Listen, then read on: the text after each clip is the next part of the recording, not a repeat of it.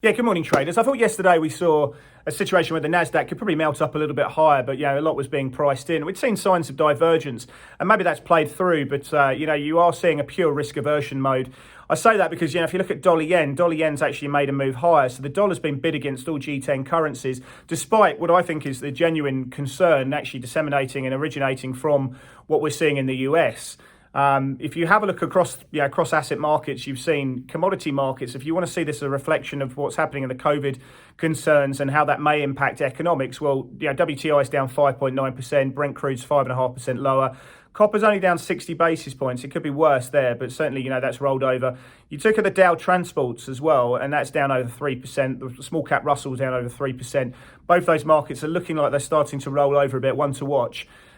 In terms of the S&P down 2.6%, you've seen vols pick up a little bit there. The VIX is up 3 vols on the session, up to about 33%.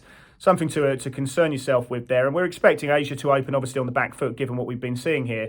Let's have a look at the news flow that we've been seeing. I think on one hand, you had heard that the White House is going to impose 3.1 billion in new sanctions or tariffs, I suppose, to UK and Europe. And I think that provided some cracks. But let's put this in perspective. It's about 50 basis points of total trade value between those nations. So I'm not sure that's really too much of the concern. There is some concern about month-end and quarter-end rebalancing from pension and mutual funds. I think there's some weight behind that. But how much is traders front running that? Well, it's hard to put a figure on that. You've seen the S&P outperform bond benchmarks by about 19 percentage points.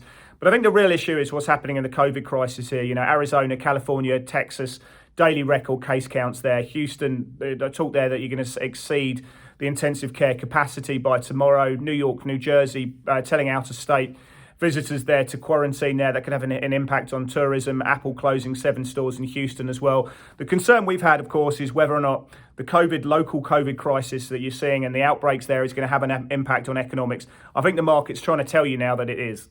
And that's something that's causing anxiety in markets.